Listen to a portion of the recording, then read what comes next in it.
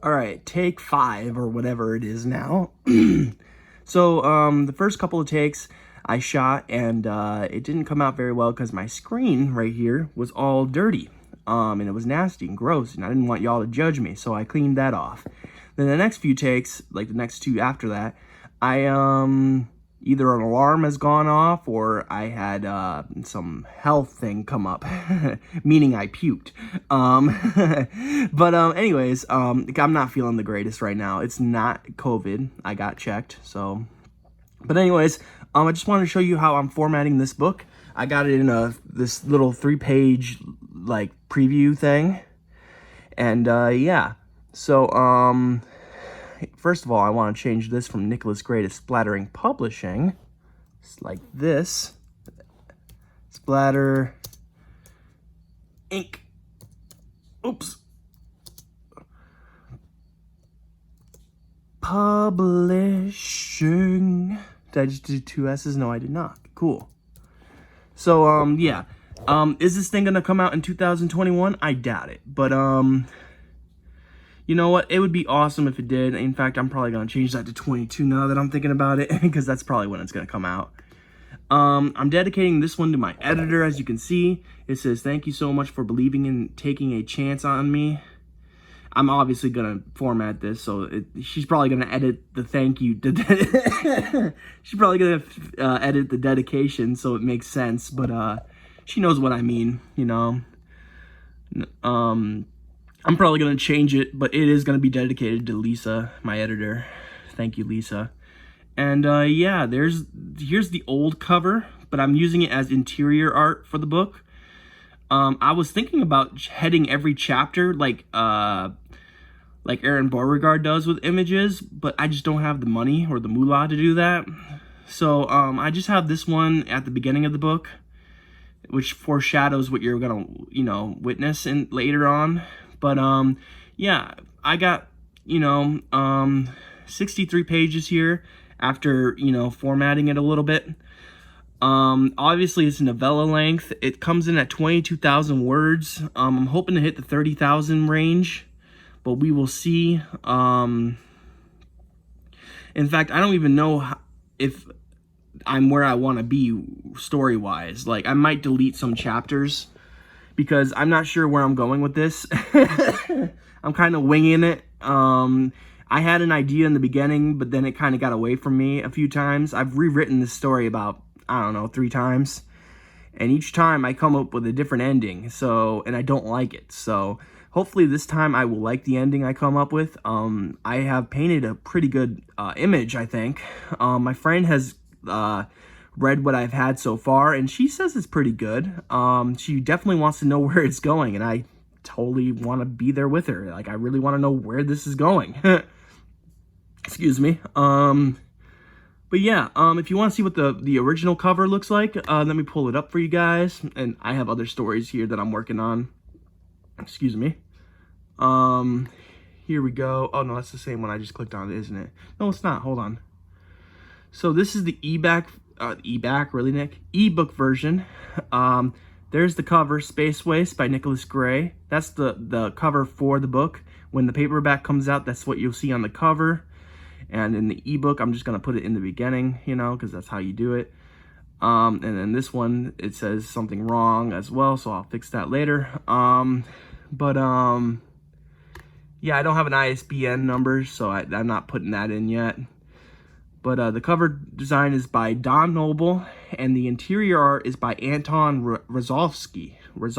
I cannot say that name really well, and it's probably not even how you say it. But I like both artists. They come with different types of art. Like, I feel like I only chose Don Noble's for the main cover because I feel like it's gonna help sell more. It's painting that, you know, okay, so what I'm kind of going here, I'm gonna make this a partially, not, I wouldn't say it's extreme horror or splatterpunk at all, but I do want to make this like a gorier sci-fi book, you know? So obviously it's gonna be sci-fi horror. Now, is it extreme? Not really. There's one scene which is depicted there that kind of gets a little extreme. In fact, when I start going over it with the revisions and stuff, I'm probably going to beef up some of the descriptions. And that scene will probably end up being super gross and gnarly. But for the moment, you know, it's just a sci-fi horror. Nothing extreme about it, nothing splatterpunk, you know. But I do want to make this a gory science fiction story, or a science fiction horror, if you will. You know, I want to make it gory, but I don't want to like go too far and push the envelope. If the story like demands it, I'll do it. But right now, I'm just trying to finish the story, if you know what I mean. I'm trying to what's the word I'm trying to do here?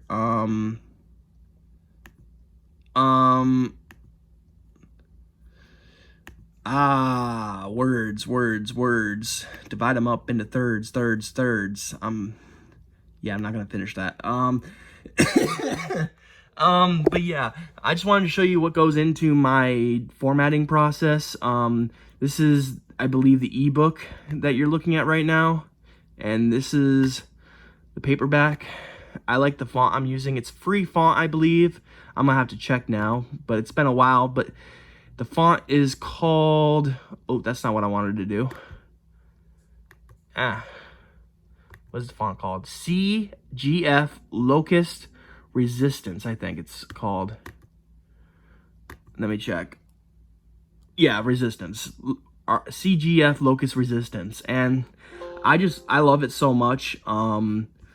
I love the font for the interior stuff. Hopefully it passes through Amazon. But yeah. I'm probably going to send this to a few beta readers because, you know, I don't really know where I'm going with it.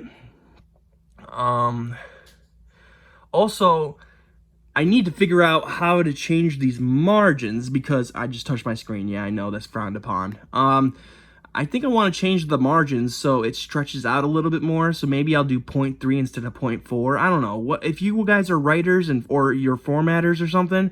Give me your suggestions on how I should set this book up. Like I said, this is dedicated to my editor. She means the world to me. She's actually doing KillerCon stuff right now. She's one of the like board members or something like that. She's judging all the material and content and stuff, or something like that. I don't really know what her position is, but she's doing a lot for KillerCon. And this is one of the artists. He's Warlock Lord.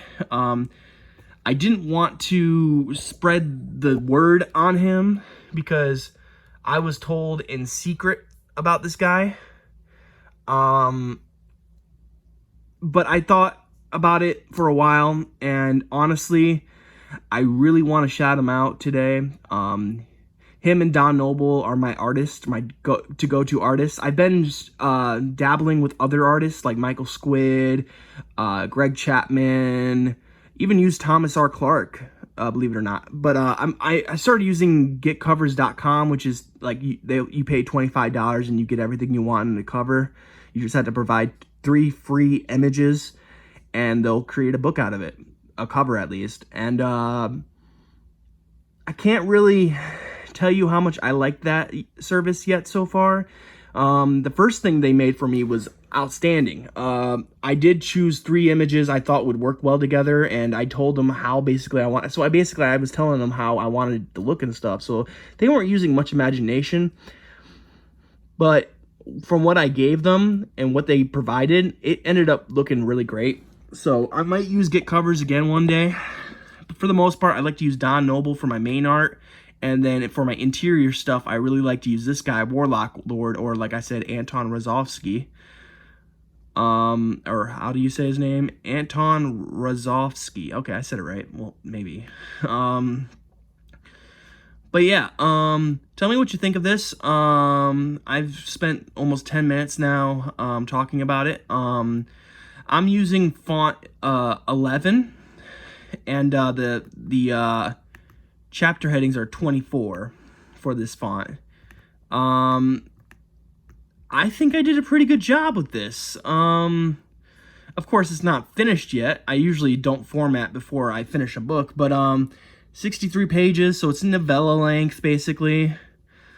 I'm hoping to hit at least 80 pages for this book. It's my longest story I've written other than Symbiotic. Symbiotic, I don't even know how long Symbiotic is. In fact, I'll pull it up in a second here and show it to you, and I'll show you how long that has to go. But yeah, this is Space Waste by Nicholas Gray. Okay, so for Symbiotic, it's been a while since I've actually opened this. I haven't touched Symbiotic since, a little bit more than a year now. I've improved a lot since then, believe it or not. But this is my first, this is probably my magnum opus if I had one. I worked really hard on trying to make this happen.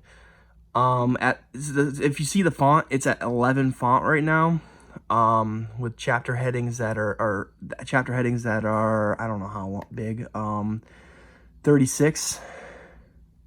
So, and I don't know why that keeps going away every time I, click on here. It's just this file that does that. I don't know what I did wrong, but whatever. I don't even have the copyright information in here, and I have this awkward, header, which I'm going to delete now. Delete. Because no one needs some awkward header. No one wants an awkward head, right? Anyways, header that is. Yeah, I worked really hard on this, and this comes down to how many pages? 150 pages. Wow, even with the font at 100. Wow, that's crazy actually to think about. But yeah, 150 pages at 11 font. This is novel length. I mean, this is 53,412 words. I worked really hard on this bad boy, and it's my best story I've come up with to this point in my career, I guess, if you want to call it a career. And I really worked my ass off with this one, you know. I had to reread and do information, like, do you know what a fucking bullet is, or bullide, or whatever you want to call it? I didn't, but I learned it. I learned it. Anyways, but yeah, this just to show you, I actually worked a little bit on this off screen before I'm showing it to you. But yeah, for the most part, this is how I formatted before. It doesn't look too bad actually, considering, but it needs a lot of work. In fact, I don't even know if this font I'm using for the chapter headers and title and stuff, if that's even like free font, because back in the day I didn't know there was such thing as free font. I thought all of it was free, you know. But it turns out if you get caught using paid fonts you have to pay for, or at least credit people for, you can get in a lot of trouble and have to pay like half of your proceeds, or maybe even more of what you make from this book, to those font makers.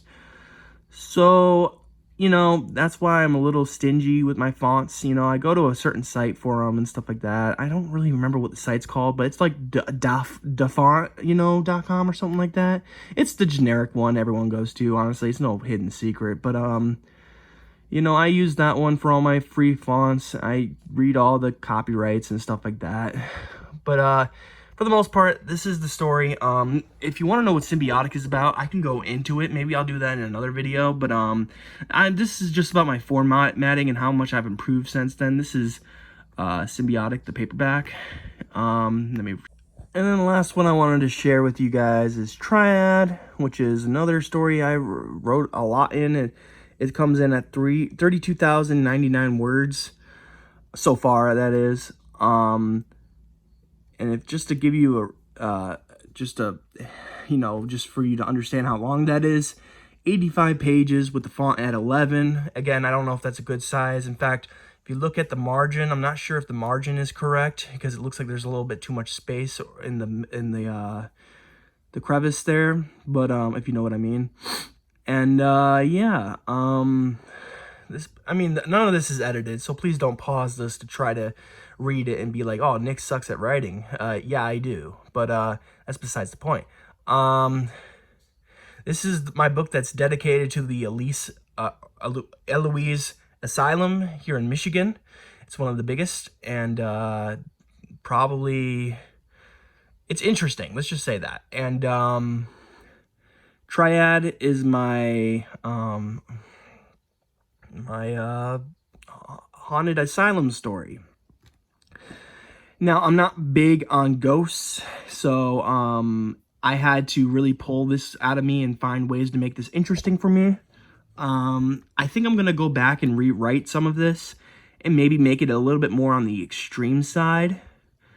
But if the story doesn't call for it, I'm obviously not going to force it. But for the most part, I need an ending. Like, that's my biggest problem, is I can write like 32,000 words, but I never have an ending in sight. So I never know how to end these things. You know what I'm saying?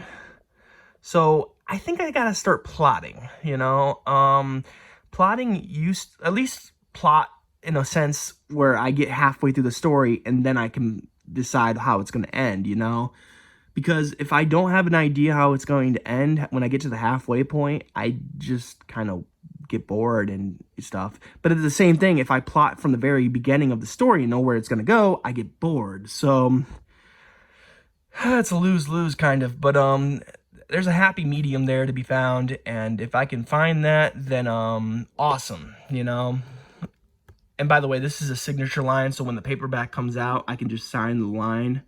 But I think I might remove that because I've experimented with that in the past with the Women Shrouded in Flies and the Thing in the Ward. And I'm not the biggest fan of the line, the signature line. So I think it was a good experiment, but I think I'm going to end it, But yeah, this is my haunted asylum story. I'm going to probably continue writing this, but right now it's in my book trunk, waiting to be resurrected from the grave. And yeah. And then lastly, this isn't really a formatting thing. This is just a story that I'm working on.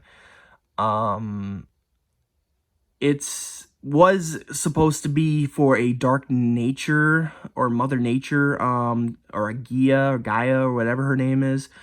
This is supposed to be for an anthology called Dark Nature or something like that by Macabre Ladies Inc., which is a great publishing company. If you check them out, they do really cool anthologies. This was going to be my attempt to try to send them a story, but unfortunately, I did not meet the deadline because I procrastinated a lot and I got bored. So, yeah. As you can see, I am, 6 pages into this story? Yeah, 6 pages into this story. It's 2,243 words. I don't know where I was going with this, so I'm going to have to reread it. But it takes place in 1894, northern Lower Peninsula, Michigan. Wait. Yeah, northern Lower Peninsula, Michigan. That makes sense. Sorry, that was hard. It twisted my brain for a second there. I wonder if anyone's going to realize that there's a lower and upper peninsula to Michigan. I don't know. But, yeah. This story is probably going to end up in gray matter. I really like it. I like this story a lot so far. I've had to look up so much information up for it, and it's actually hurting my brain how much research I've been doing for it. And just for it to end up in the book trunk is a shame. But, yeah. This is called, I forgot to tell you what this is called. This is called Blood Sap. And it's a short story about this guy who, I can't really tell you much about it because it's a short story. I don't want to give anything away. But, yeah. So, yeah. And lastly, this is my current WIP, work in progress. And, it's called Vestigial Hate by Nicholas Gray. Now, like I was saying before, I paid getcovers.com to make this cover. I picked 3 images, and they morphed them together. I also asked them if they can add a blood splatter or mist to it, and they did both.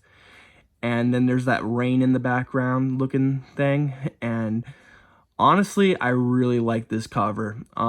Sure, it does look like they just made everything transparent and overlapped it on each other, but for what I asked for, this is great. This cover is amazing.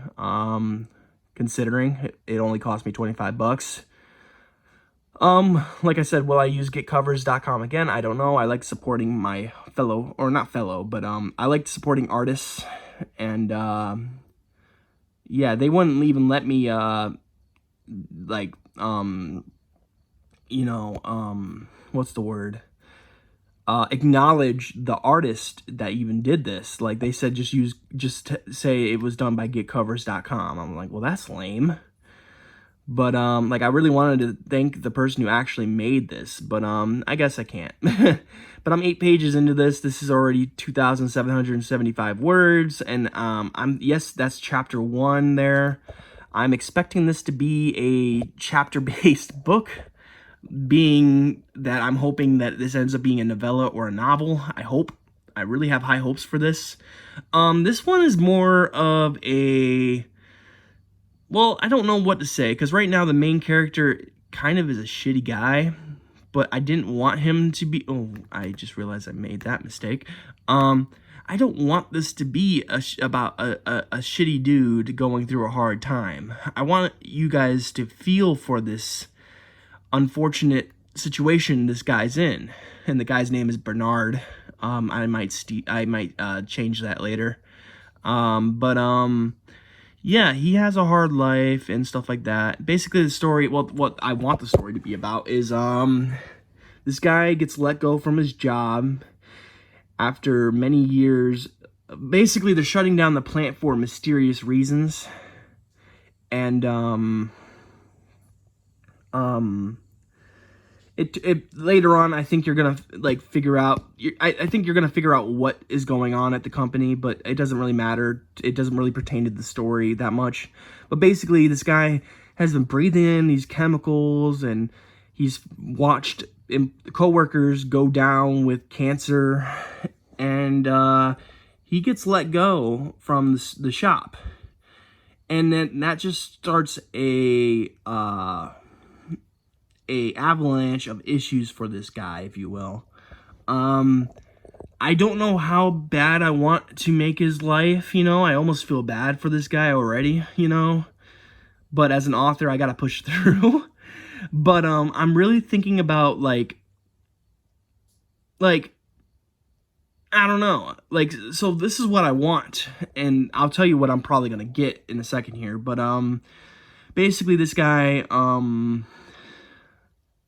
it's hard because I don't want to give anything away, but this guy, he works at the shop for a long time where he's breathing all these chemicals and biohazard waste and stuff like that, and he gets let go from the only job he's ever had.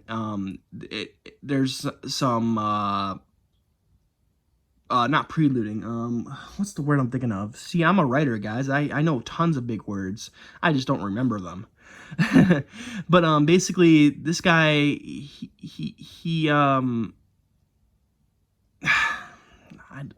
really don't know how to describe this story, man, without giving anything away. This guy, he loses his job.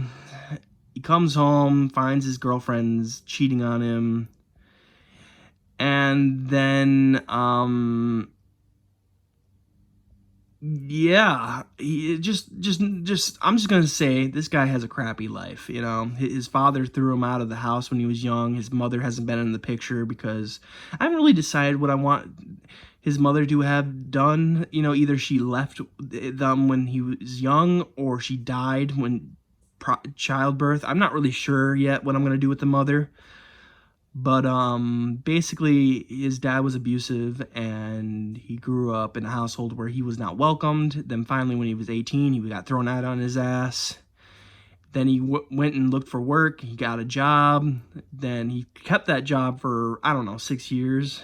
And this gonna sound very similar to my own life, and I am pulling out things from my own life to make a story. But this has nothing to do with me. This is all fictional, based on somebody I don't know. So... but basically, this guy has a job for like 5 or 6 years, and then he gets let go out of the blue. Comes home that very day when he gets laid off. He comes home early because he got laid off, and he finds that his girlfriend's cheating on him. And so basically, it's about this man's descent into madness. Or is it? I don't know. I don't want to give it away. But basically, he starts hearing this voice.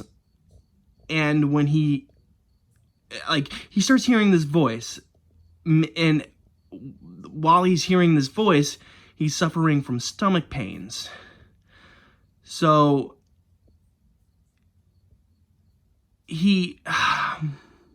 how do I want to put this? He checks his stomach out and finds out that there's a face. And that's where the voice is coming from. So, yeah. I think I've already given away too much. But vestigial hate, if you know what the word vestigial means, you'll probably already know what this story is really about. I'm thinking about changing the title later on. But for now, it's called Vestigial Hate. Really, I just made the story up just so I can make a cover to trygetcovers.com. But now I'm really interested in what I'm writing. So, I've already written 2,774 words, which is, I spent less time on this than I did Bloodsap. And Bloodsap was like 500 words less. So, I spent a lot of time with Bloodsap doing research and stuff. But, yeah. This is Vestigial Hate. I'm hoping this will be a novella or a novel. Honestly, I don't think I have enough meat for a novel. And I might not even have enough for a novella, but I'm really going to try. Like I said, all those things happened to him. And I probably already explained too much, but hey, whatever. This is a writing vlog, by the way. I don't know if I said that in the beginning or not, but yeah, this is a quick, well, not even really quick, because this goes over, like, I don't even know how much time. I'm gonna guess it's going over 20 minutes. But yeah, Vestigial Hate. There it is. So yeah, this is a writing vlog. I haven't done one of these in a long time. My friend encouraged me not to do these, or discouraged me to do these. One of the two, whatever one actually works. He basically said I was putting too much stress on myself doing these writing vlogs, and I think he kind of was right, because after not talking about my writing for a long time, I've gotten more writing done. So, but I did want to catch you guys up with what is going on with my writing. I feel like some people want to know about this stuff, So, yeah.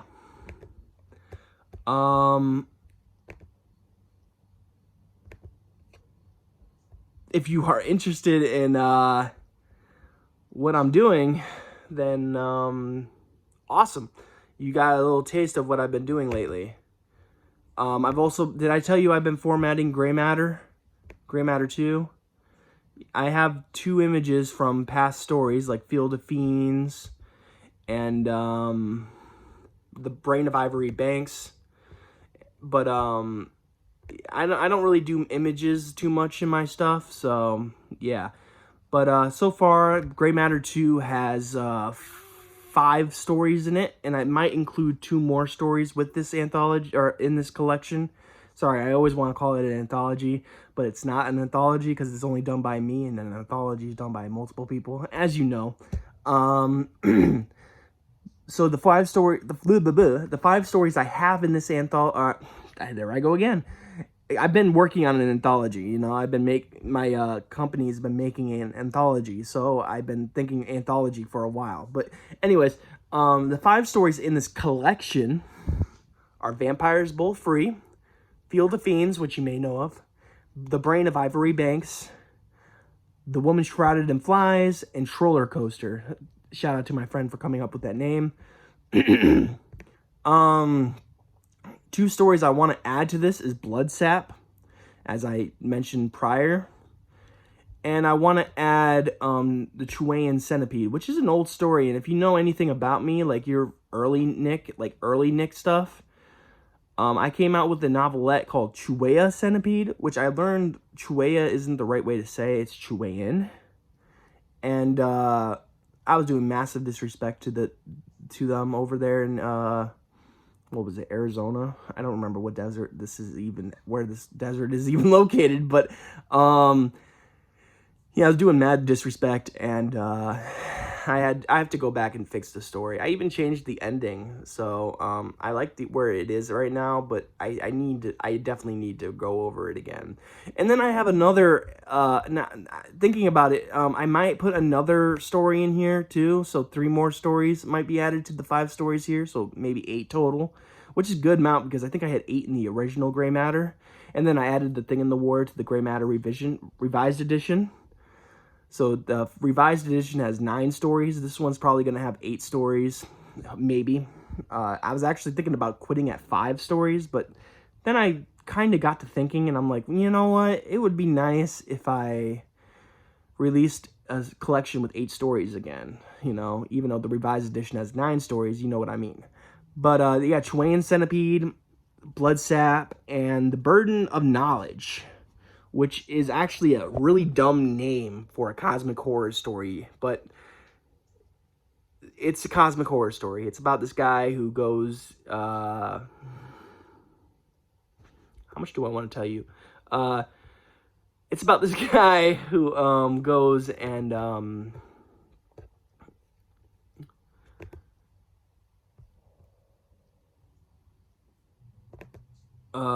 sorry, my computer's asking me questions and I had to answer them.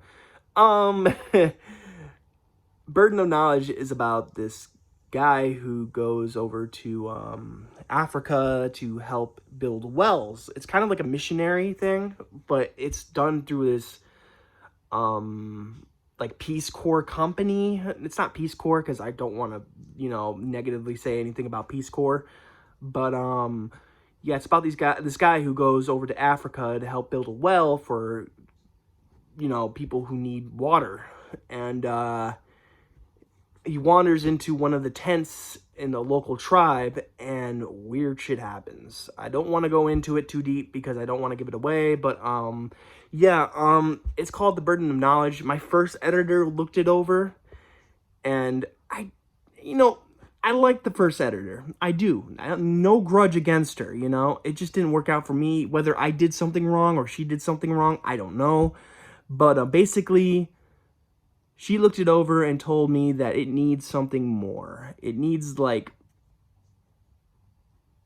it's written from first person. She thinks I should have basically done it, like, third person, and then halfway through the story or whatever, change it to first person. So, like, basically, it goes from, basically what she's saying is it's told from a different perspective, like a third person's perspective, and then most of the story is told from the first person perspective from that guy. So everything's in, like, quotations and basically, you know, and, I like that idea, and I think I'm going to try to do it, but I might show my, new editor it, and see what her opinion is. The Burden of Knowledge, again, stupid name. Which it's probably gonna change. Or it's probably not gonna change. It's probably gonna stay The Burden of Knowledge. Is it my best story? Hell no. Is it a good story? It was my attempt at cosmic horror way back in the day. That's all I'll say about it. But yeah, it's I also have some Halloween horror stories I've been working on for a Halloween collection, and that would be so cool to pump that out, but I don't think it's gonna happen anytime soon. But basically, long story short, I have a lot of stuff I'm working on, and those are some stories that I've been working on. I've been formatting today, and I listened to an audiobook today and finished it, and I even did a review on my channel, so go check that out. I'm wearing my writing shirt today. Maybe I'll show a picture of it. I don't really have a good picture of it because I took it myself, and I can't really stretch my shirt out to show you what it says, but it says, "This is my writing shirt," and I thought maybe this would give me good luck, and I'd be able to write a bunch, you know, with the extra enthusiasm of a writing shirt. Nope, haven't written anything today. Been formatting though, so that's pretty good. So those are the things I've been working on. Expect a lot of things from me in the future. Space Waste, Triad, Vestigial Hate, Symbiotic, Gray Matter 2. Oh, geez, there's so many. Memotorum. I have so much in the works. It's crazy. But yeah, if you guys want to know more about reading or writing, I should say, my writing, and you like these writing vlogs, let me know. Maybe I'll redo them. Like, I'll bring them back. I don't know. I just felt like talking about writing, because I'm not doing it, so might as well talk about it. Killer Khan is today. My editor, like I said, has a lot to do with that. And today, I think we learned who won the Splatterpunk Awards. And I have two friends who are battling it out for Best Novella. I don't like to choose between my friends who I think is going to win, but I did rate The Slob slightly better. I did rate The Slob 5 stars, and I rated Thomas R. Clarke's Bella's Boys 4 stars. So, and it's between those two for me, because I haven't read much of anything else, except for Samantha Kolesnik's, I don't know how to say her name, True Crime. And I didn't really care that much for that book. I mean, I liked it, but it wasn't like anything astounding to me. So, but Bella's Boys and The Slob, I hope one of those two win it. And honestly, if I'm gonna give one an edge or something, I'd probably give it to The Slob. I hate doing that, but if I'm being honest, that's just how I think. Yeah. Anyways, I don't want to, any beef between my friends and I, so I don't want to talk about it too much. But yeah, I've been writing, and I know nothing's been coming out since The Woman Shrouded in Flies, and I don't even know when that book came out, to be honest with you. I'm actually going to look it up right now, because I am kind of interested to know when it... oh, wow, it's kind of bright. When it released, because, yeah, it would be interesting to know. So I'm going to look it up really quickly. And there it is. Boop-a-doo. So it came out May 25th. So right before summer, I guess. May 25th it came out. So that wasn't actually that long ago, which is pretty good. I really, really like the cover for this story. I really like the story. It's got a really special place in my heart. Is it my best story ever written? No. But I do think it's one of the better ones. In fact, if I had to rate my books, this would probably be the second best book I've ever written. The only one that I actually think is better is The Thing in the Ward. That was a little bit more personal for me.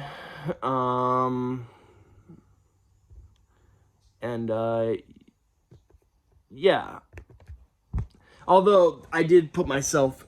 Oh, there's a lot of me in The Woman Shrouded in Flies. Not saying that I'm directly in the book. I'm not. Obviously, everything I'm writing is fictional, and it's not based on me. But there's things what's the word I'm looking for? Extract from my life, and I put into the stories. So, yeah. But, if you want to check out my work, I highly suggest buying Gray Matter, the revised edition, obviously. I don't think the normal version's up anymore. The revised edition has The Thing in the Ward in it, and I think that's my best work to date. You can also buy The Thing in the Ward on its own for $4. The Woman Shrouded in Flies is a novelette that you will probably be seeing in Gray Matter 2. In fact, I'm most certainly you probably will see it in Gray Matter 2. But if you want to buy it on its own, it's $4.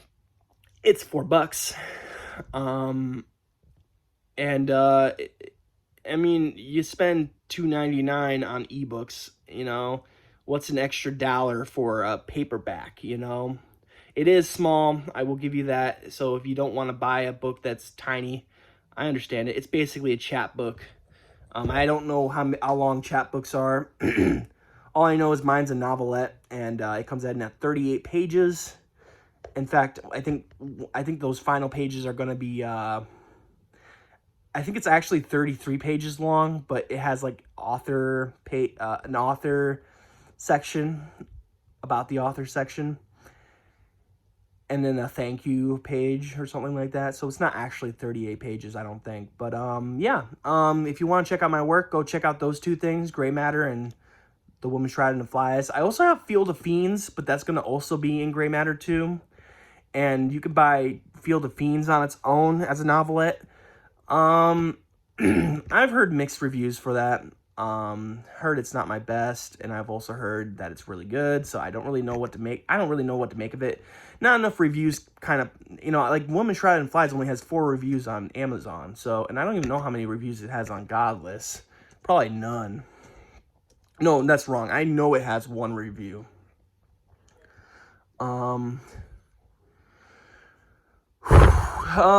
Where's the search bar? There it is. I just want to really quickly check out and see what people have, if anyone has reviewed The Woman Shrouded in Flies on Godless. Oh, we got 4 reviews for The Woman Shrouded in Flies. I wonder if it's the same reviews from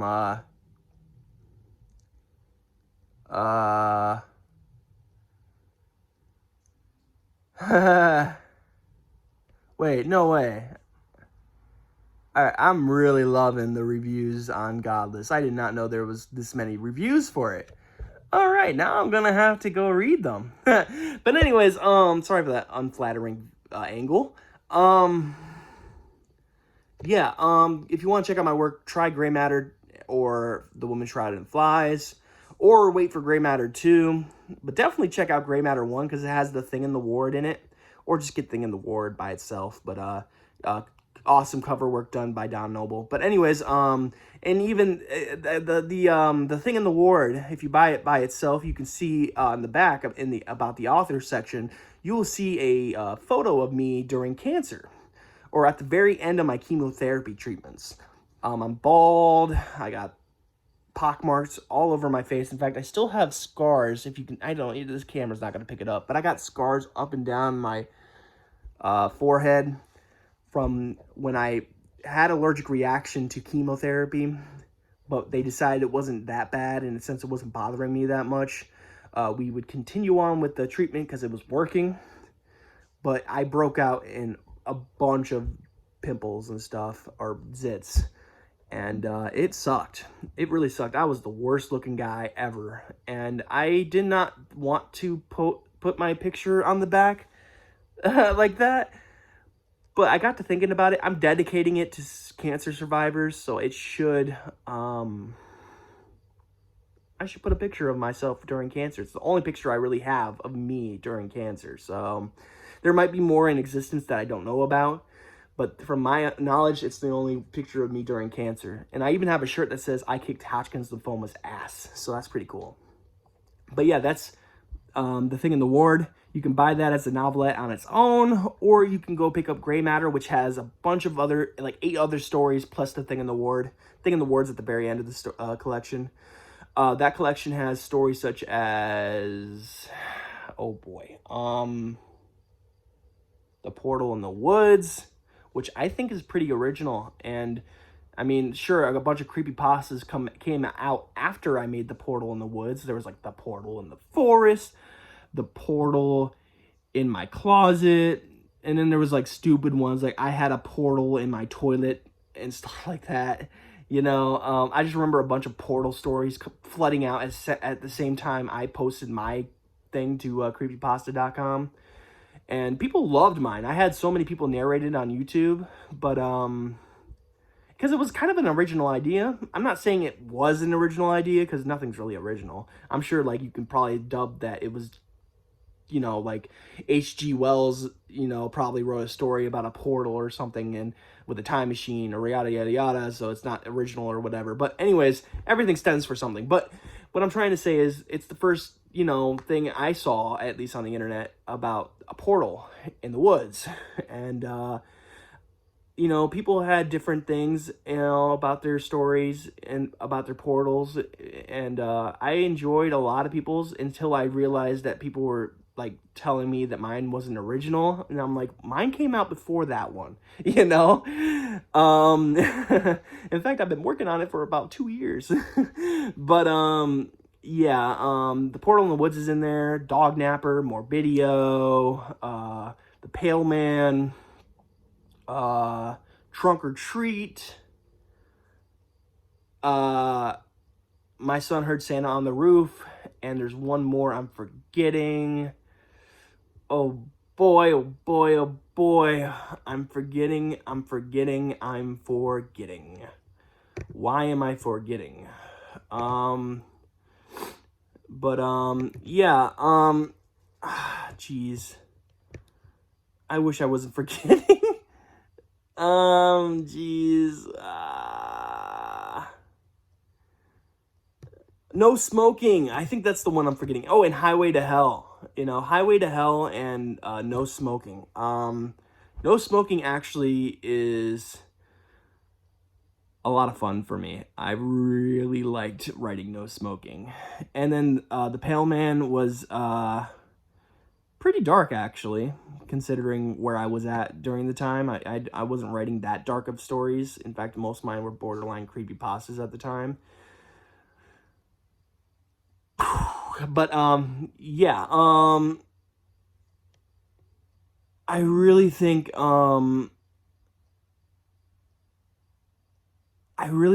if you want to try out my work, I'm sorry this is such a long-winded answer, but or not even long-winded, but it's just long. If you want to check out my work, definitely check out the Thing in the Ward, which is in Gray Matter 2 or Gray Matter. Just buy Gray Matter if you want to check out my work. I have like stories that I wrote from the very beginning, and then I have like a more recent story like The Thing in the Ward. So go check out that collection to get a taste of my writing. It gets better, but that being said, I'm still improving and maturing as a writer. So I'm only 28, so I'm going to improve. You know, there's some writers out there who haven't started writing until they're in their 50s. So I like to think I'm getting a head start, you know, and I'm not afraid to release shit, you know. A lot of people are afraid to release stories, you know, like they'll think they can write, but they're holding themselves back because they're afraid of judgment, because they judge everybody. I find that the people who are afraid to release things are the people who judge the most.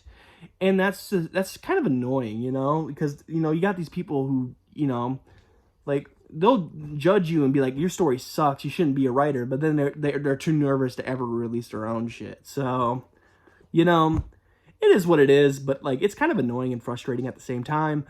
But I'd like to think I just got a head start on everybody when it comes to my writing career. I wish I started younger, but you know, I only started reading like 4 or 5 years ago. You know, I read a little bit in high school. You know, I read the Cirque du Freak and Michael Vey series, but I wasn't much of a reader. And 4 or 5 years ago, I really picked up the reading, and writing came with it. So, you know, it was like I was listening to, if you want to know how I really got my start, I'll say it right now. I was listening to creepypastas, and I was like, wow, this is a really shitty pasta. You know, this sucks. And then I was like, you know what? I could write this. I could write something better than this. So I did, and people liked it, and that's where I really got my start. But now I'm improving every single day.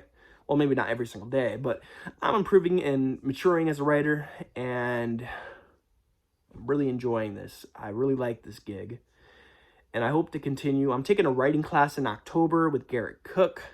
I'm really excited about that. I haven't read any Garrett Cook, but I've only heard good things, and I hear he's a great, excellent teacher and someone great to work with, so I cannot wait to work with him. I've taken writing classes in the past, and they've worked out pretty well. I came out with good stories such as No Smoking and, excuse me, Highway to Hell. Those 2 stories were done in classes. And to be honest, the No Smoking story was a successful class, but the Highway to Hell was not a successful class.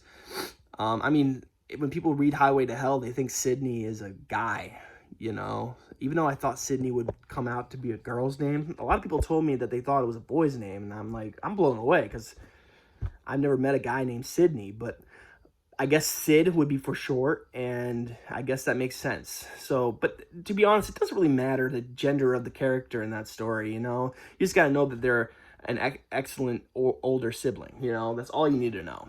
But anyways, if you want to taste of my work, go and check out Gray Matter. I would also say go check out The Woman Shrouded in Flies, unless you don't want to buy something so short, then I would say wait for the next collection, which is Gray Matter 2, which should be out soon-ish, next year for sure.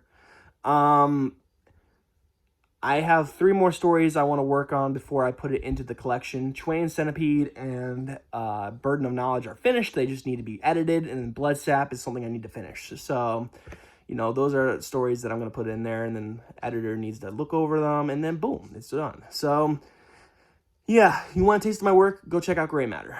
And I've talked for too long now. Like, this video right now is 23 minutes, and then I have, like, 4 other videos to show you, and those are, like, 5 to 10 minutes long. So this is going to be a long-ass video, and it's going to take forever to upload, but who cares? I haven't done one of these in a while, and I've missed doing these. So, I hope you guys are having a great day. Oh, one more thing. Well, 2 more things. I've been looking at anthologies to try to write stories for, and I found one, which is called The Bloody Rock Anthology by Scary Dairy Press Inc., which is weird, but, yeah, they want stories that, have to do with rock and roll tunes from the 50s to 70s, and, basically, you title the story what the song's title is, and then you make a story out of the lyrics. Now, I don't know exactly what they want, but I came up with a song, or a story about a song called Rip It Up by Little Richard. Go check it out. It's from the 50s, I think.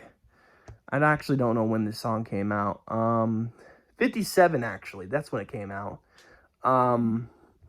Yeah, so I started writing that. I'm sorry, you looking right up my nose. Oh, sorry if I have any boogers.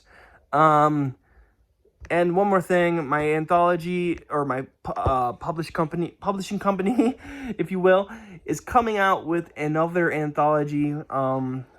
First things first, No Anesthetics coming out in December.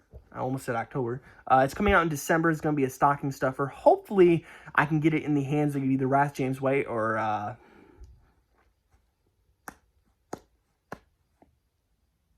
Brian Keene. Sorry. Brian Keene was hilarious. He's like, yeah, I like Brian Keene. I'm not starstruck by Brian Keene. You know what I'm saying? So when I met Brian Keene in person, I wasn't like starstruck, but he saw how much I was adoring Ronald Kelly, and he's like, wow, this is crazy. You know, usually people are going crazy over me, and here you are going crazy over Ronald Kelly. You know? So, yeah, but I just totally blanked on who's part of the Splatterpunk Awards, but it's Brian Keene and Wrath James White, I believe. And, you know, I really want No Anesthetic to win Anthology of the Year. Will it win? I'm pretty sure it won't. I actually think I know who's going to win. And it saddens me. Because, I don't know, it totally blew mine out of the water, kind of. I mean, mine hasn't even been released yet. I love all the stories in the anthology that we're producing. And I think we even got some bigger names in there that I think we're really lucky to have. But at the same time, I'm very humble. I'm a very humble person and honest too. So I'm being honest with you. I haven't read it yet, but just the names that this anthology has, I don't think it could not win. In fact, it shouldn't even be allowed to win because Wrath James White is in it. But I'm pretty sure that is going to win the Anthology of the Year, Gorefest, edited by K. Trap Jones. I think it's going to win. It has Wrath James White, Daniel J. Volpe, who, if he got rejected from Gorefest, I would have happily taken him in because he's one of my friends, and I don't want to say this, but I'm going to say it anyways. I'm talking out my ass here, but I believe he said that if he got rejected, he would send it to me. And his story, I think, is called "Cut Around the Ass," and I read it and I really wanted it to be in my anthology, but it got accepted to Gorefest. So I'm a little what's the word? Jealous. That's definitely the word, jealous. Because I really wanted Daniel J. Volpe in mine. Daniel J. Volpe did feel bad, or not really feel bad per se, but he helped me choose some of the stories inadvertently after that, and we chose some really good stories. He helped with the choosing part. He didn't help choose all of the stories. In fact, he chose a few that I just didn't read. I was like, he told me, explained to me what it's about, and basically, and how gruesome it is. And I was like, okay, if you say so, because he knows his fucked up shit. So, yeah. But Gorefest, I think, is going to win the Splatterpunk Award for Best Anthology. There's been a few good anthologies this year, I hear, but I don't even know how good No Anesthetic's going to do, but I would love to see it at least nominated, I really hope it gets nominated. It won't win. It won't. But we have... Oh, and there's also the In Between the Spider's Eye, I think it's called. That one has Aaron Beauregard in it. And I believe it has Simon McCarty and Daniel J. Volpe, and then a few others that are really good, too. That one could win it, too. No Anesthetic, I'm starting to think it doesn't even have a chance. But, and especially since we're coming out later in the year, it's not going to be one of those well-discovered ones. So, but maybe the sequel will get more hype, I've even made a book trailer for this, but I'm having trouble marketing. I'm really doing my best here, but... If you guys could spread the word about No Anesthetic, that'd be awesome. But the other thing I wanted to mention is that we have a cosmic horror anthology that is coming out. The official what's the... Hold on. I want to make sure I get this right. Boom. Hold on. Oh, I should have probably opened a new tab.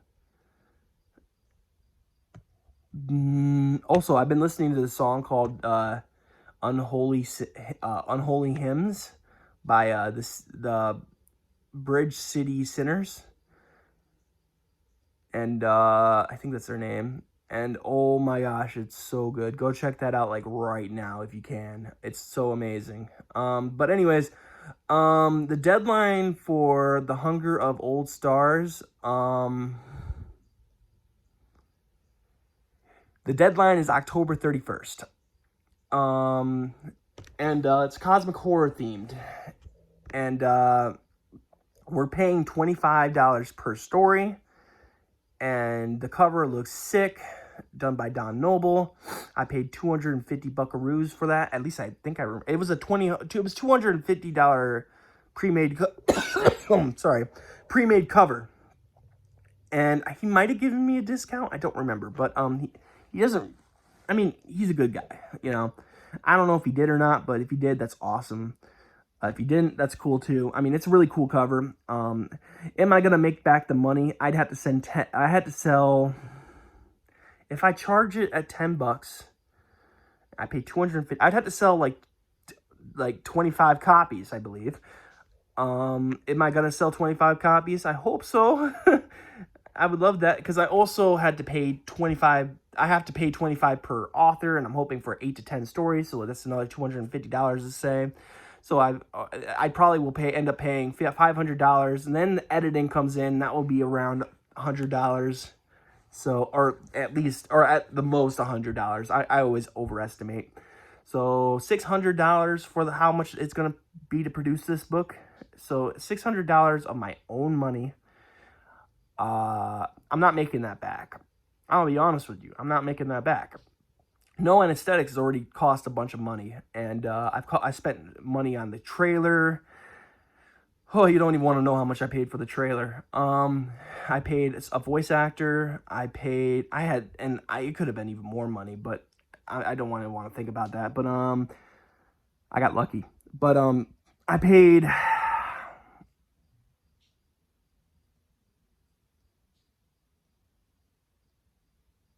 $325 for the trailer. And then it was 25 per person, except for one person, because I had to strike a deal and get them on. I'm not gonna say who it is, but basically it's cost me. Let's just round up. It basically cost me $300. Is it 300? No, it's 275, I think, for the authors of the collection. 275 plus the cover, which is $100, I think. It might have been less, but it might have been 75. So we're at $350 plus the editing was, I think, $60. I can't remember. So let's just say 50, and so that makes $400. Actually, I lost count. But no anesthetics costs a pretty penny. Between the trailer, the cover. So the cover cost 100. Let's just say 100. Editing costs 60. So that's 160.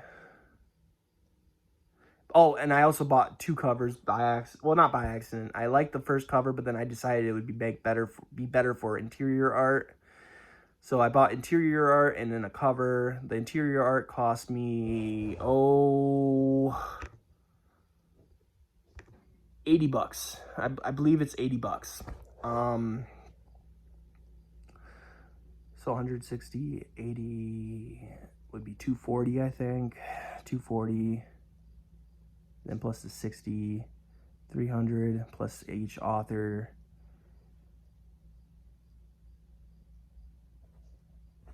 So like 550. Let's just round up to 600. Basically, each collection is going to cost around $600. Am I going to make back the money for no anesthetic? I really hope so, but I don't. This is a hobby for me, making these anthologies. The best part about making these anthologies is, accepting authors that usually would not be accepted, because extreme horror authors don't get accepted very often, and I like making and producing extreme horror content. Now, I do that vicariously through other people because I can't really make extreme horror stories very well. Now, I did do an okay job with The Women Shrouded in Flies, but it's not really my forte. Coming of age is more my forte, so yeah. But, sorry about the shaky camera. People don't understand that it costs a lot of money to do all this stuff, and then it's gonna get ripped apart. It doesn't matter what you do and how many people like it, someone's gonna rip it apart. And that's to be expected. That's why I got myself a good ass editor. I got great cover artists or artists in general. I accepted some really good stories. Now, I've had a lot of drama surrounding the first No Anesthetic. Well, not drama, a lot of drama, a little bit of drama. I should say just a little bit of drama. From authors, not getting with the program, to other people backing out. I won't say who it is, but someone did back out, and I had to get my money back and stuff like that. It was a whole ordeal. But, yeah, it's gonna cost me like $600 to produce these anthologies. Am I gonna make that money back? Hell no. But I really like doing this. And I hope people enjoy it. I hope it gets nominated. It's the only one, I think, if I have a chance to be nominated for a Splatterpunk award, I think No Anesthetic is the only chance I have. I really think so. The Cosmic Horror Anthology is not going to win a Splatterpunk award. It's not. Stoker? Hell no. Stoker, no way. So I don't expect to win anything And I hope just to make some money, a little bit of money, that I can at least, you know, make up for the cover art, I guess. Every single penny that I make goes into the next anthology, to be honest with you. And if it doesn't work out, then close the business. But I really like doing this, so I'm going to continue until I run out of money. But yeah, this is starting to get a little sad now. But I didn't mean for this to get sad. I'm going to end this video because I'm starting to get into a bad mood here. So I hope you guys are having a great day. I hope you have a spooky night. This has been a reading or a writing vlog. I hope you guys are doing well. I really do. I'm having a hard time here. Just got kicked out of the house I was living in. Had to go back to the Rochester Hills location, which is being built. So, you know, it's not ready to be actually be lived in, but we're squatting. So, but yeah. It's been a writing vlog. I already said the outro, so peace out, guys.